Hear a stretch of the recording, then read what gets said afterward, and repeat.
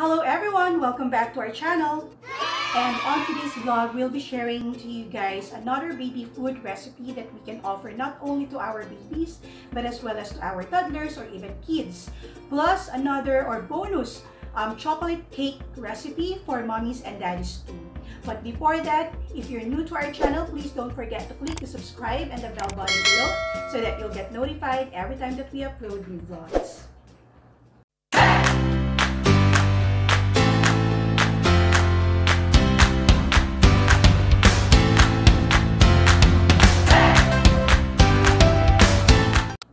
Hi guys!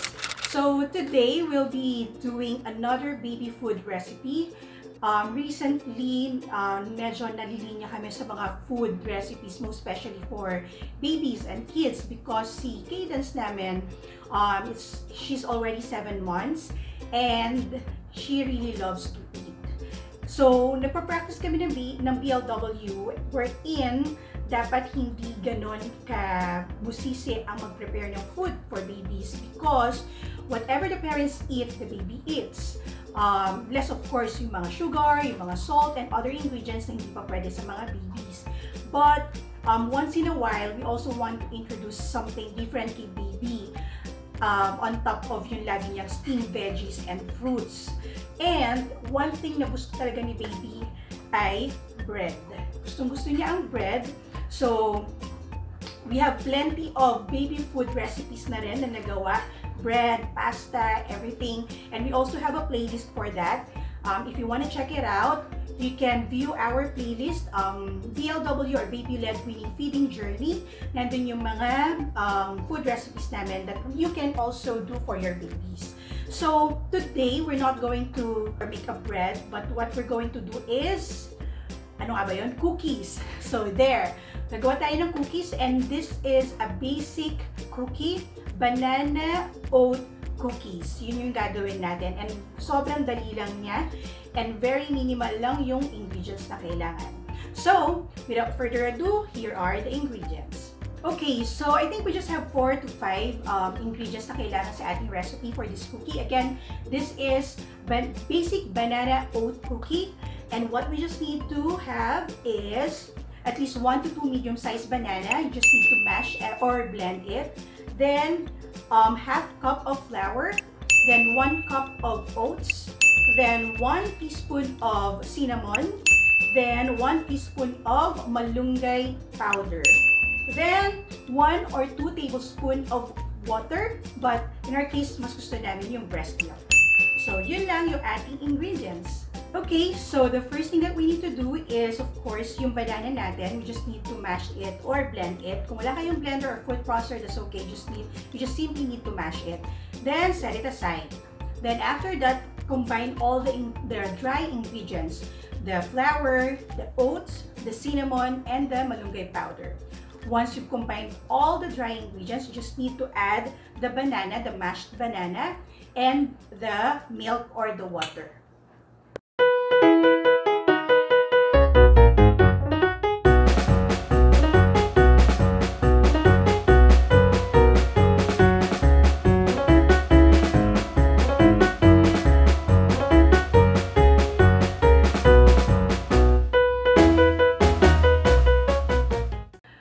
So once you already have the mixture, it will form like a sticky mixture na medyo moist siya. So what you just need to do is to mold it. Actually, pwedeng gamitan nyo ng spoon para makamold kayo ng cookie or mas madali is yung inyong mga hands. Just make sure na malinis ang inyong mga kamay bago kayo mag-mold ng mga maliliit na cookie dough para kay baby. Now, once you already have your molded mixture, you just need to put it on a baking pan. So, yung baking pan nyo, pwedeng siya lagyan ng parchment paper, but in our case kasi wala akong makitang parchment paper talaga sa lahat ng groceryhan dito. So, what we are just going to use is yung foil. So, pwede rin naman yun. But, if you don't have foil or parchment paper, okay lang naman na directly sa baking pan. You just need to make sure na i-grease nyo siya with a little of olive oil or any oil na pwede kay babies. Don't forget to preheat your oven to 180 degrees Celsius. Then just need to put it in the oven. Then cook it for around 25 to 30 minutes. If you don't have oven, okay lang din naman yung mga oven toaster. That will do. So ganun din, you just need to cook it for about 25 to 30 minutes. After that, of course, you need to set it aside. You need to cool it. Then, pwede na natin i-serve kay baby. And by the way, yung cookies natin na to, you can put it inside an airtight container and pwede siyang tumagal ng 2 to 3 days. Yun yung kanyang shelf life. Or pwede nyo rin siyang i-freezer and pwede siyang tumagal ng months. So nailagay na natin yung ating molded mixture na cookies sa oven and we're just going to wait for that to be cooked. And tignan natin kung anong magiging end result later and kung magugustuhan ba siya ni baby. But while waiting, last 7th month ni baby, naggawa si Daddy Gian ng Chocolate Oreo cake. So actually, that's his first time baking. And it turned out na masarap siya. So masarap ba? Masarap siya. And we also want to share the ingredients or the recipe kung paano ginawa ni Daddy Gian yun. So, here's the clips. Hello everyone! So, we are back in the kitchen. So, today, meron tayong gagawing special na recipe. Ito ay paborito ng lahat and because it's Cadence 7th month, gagawa tayo ng special na favorite ko at favorite ng lahat siguro ang ating bagong recipe na chocolate cake. So, stay tuned. Okay, so for our chocolate cake, ano ba yung mga kailanganin natin? Susulat ko dito yung mga ingredients natin. Usually, obviously, meron tayo dapat flour, meron tayong sugar, meron tayong cocoa powder, baking powder, baking soda, a little bit of salt. Yun yung ating mga dry ingredients.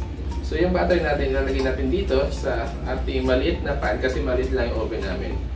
So supposedly yung mixture na gagawin natin would probably be using around 3 of these.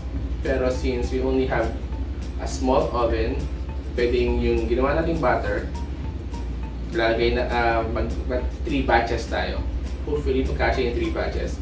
And then yun yung gagawin natin 3-layered cake. So, let's go ahead and do it na.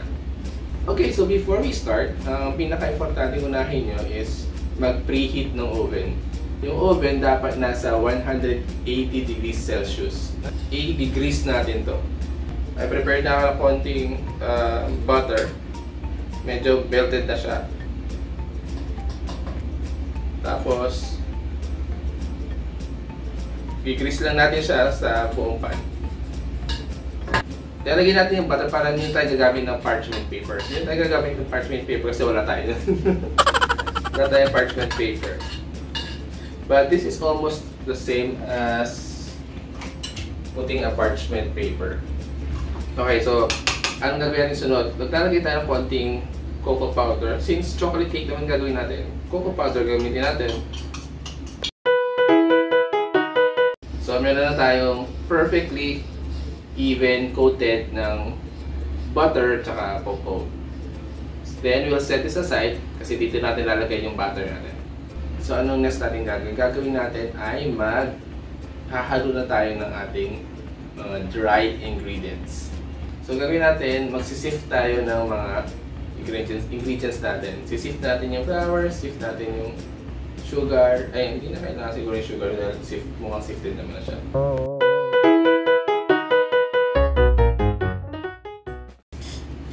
So, ang goal dito is parang maging consistent yung pagkaka-blend nitong lahat ng dry ingredients natin. Para lang tayo naghahalo ng semento. Okay, so mukhang ready na tayo sa ating mga wet ingredients naman. So, meron tayong 2 eggs, hindi pa siya beaten. Meron tayong half a cup ng oil. Meron tayong 1 cup of oil. Meron tayong half a cup ng hot water. And 1 teaspoon ng white vinegar. I'll explain later bakit may white vinegar. Tapos, Wala tayong almond, wala tayong vanilla extract, so gagamitin natin is almond extract for flavoring.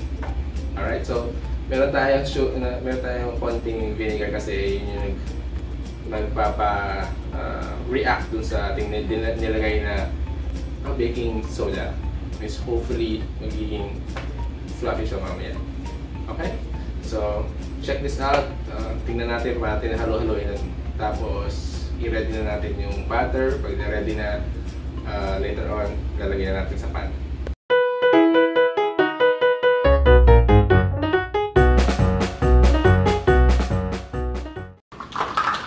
Ayan, so ready na yung butter natin. So, pour natin sana yung bawat butter natin dito sa ating pan.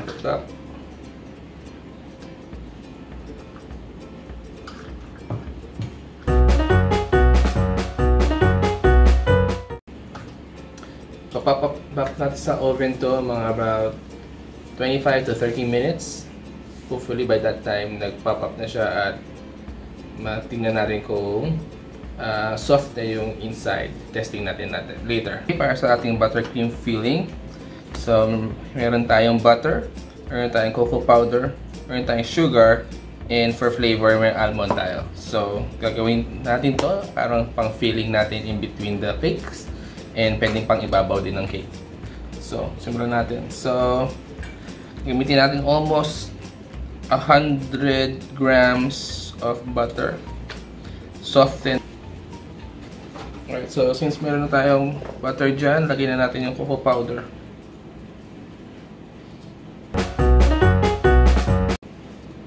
Unti-unti natin yung sugar. Combination ito ng puti at brown. Preference ko lang. Pero kaya pwede nyo naman gamitin is white lang o white sugar, or mas maganda kung meron kayong tayong kapag grocery talaga kayo yung powdered sugar, mas maganda. Mas pwede rin naman natin dagdagan ng konting milk para mag-soften siya ng konti.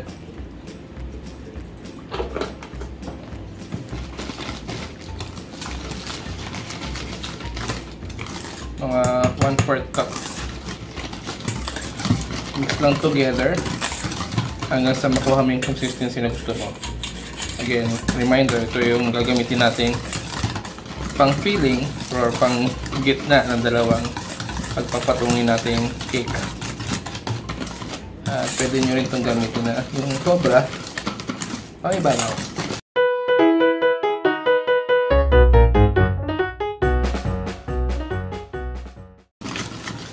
Okay, so mukhang ready na yung ating buttercream.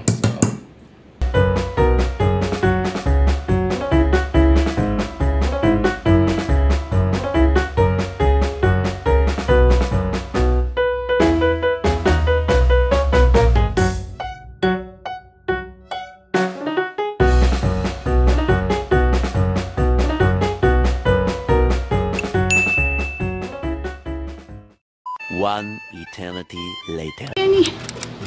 Bakit dala-dalawa po? Let go isa. Let go isa. Let's go. Let go. Can you return the other one, please? Ala ka. Cadence. So, we are enjoying the cake. Parang ayoko na itong milk tea na to dahil masyadong matamis ang lipton. Happy 7th month, Cadence! Ang homemade cake ni Daddy, pinagpuyatan. At ang muffin ni Baby. Ayan na naman tayo. Ang dami na naman ng bibig mo. Ala, napapagalitan ng bata. Ay, napapagalitan.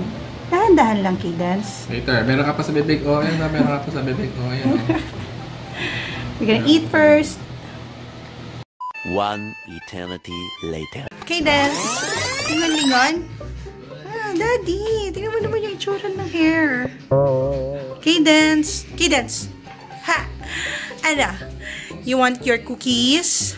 Ha? Gusto mo yung cookies mo? Gulo-gulo naman ang hair niyan. Gulo-gulo mo na, baby. Laki-laki mo na. Katatapos lang Ay! Jeps. Sinong Jemebs? Cadence. Ah. Ganda naman yan eh. Ganda naman eh. Luto mo na si Mami ng cheese sticks, ha? Wala nga naman. Cadence! Cadence! Sauce! Sauce! Sus! Ay, naka. Cadence! Ayaw ko tinin, Mami. Ayaw. Palibasa, di ka pa nadedede, no? Manda ka. So, ito lang kailangan natin. Cheese. And ang recommended ni masarap ba itong Danes. Hindi ko lang alam kung yung with real bacon bits to or yung Danes cheese lang. Pero masarap daw yan. Then wrapper. Wala akong makitang, ano yan? Shanghai wrapper ba yun, sabi? So ayan, molo wrappers. Malipit lang yan. So I don't know paano ko siya i-wrap mamaya. Then 1 egg. Let's see.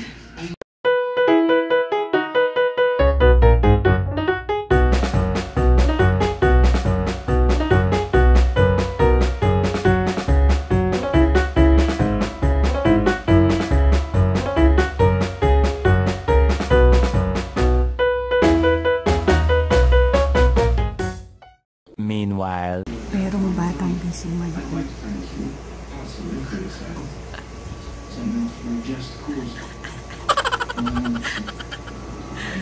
Kasi ba? Saka lang. Hi! Hi! Kita niya si Mami. Huli. And ito na siya. Mukha siyang hindi masarap. Pero masarap siya. Ayan. Nag-cut na si Gian kanina. Yan ang itsura niya. And super lasang banana siya. Kasi nga, dalawang medium size na banana yung ginamit natin. Let's see kung magugustuhan siya ni Cadence later. Yes! We're going to eat na. Lion. Cadence. Attack na agad Cadence. siya. Cadence! Look! That's you! Wow! Tawa-tawa ka. Tata. She's about to eat her cookies! Ay, sus! Oh. Excited na siya.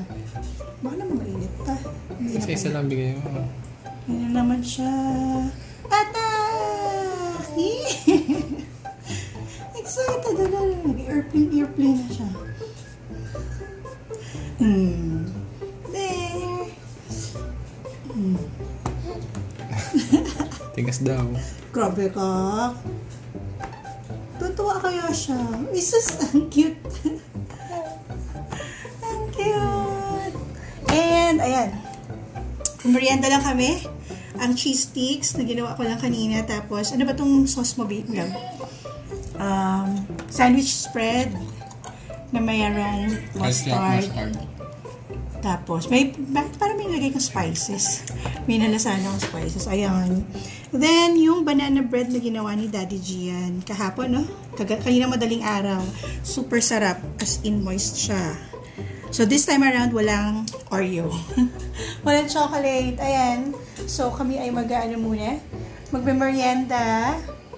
Habang naka-break si Daddy. Itong baby na to, busy na siya sa kanyang cookie. You're happy, love? So, she's happy daw, isus.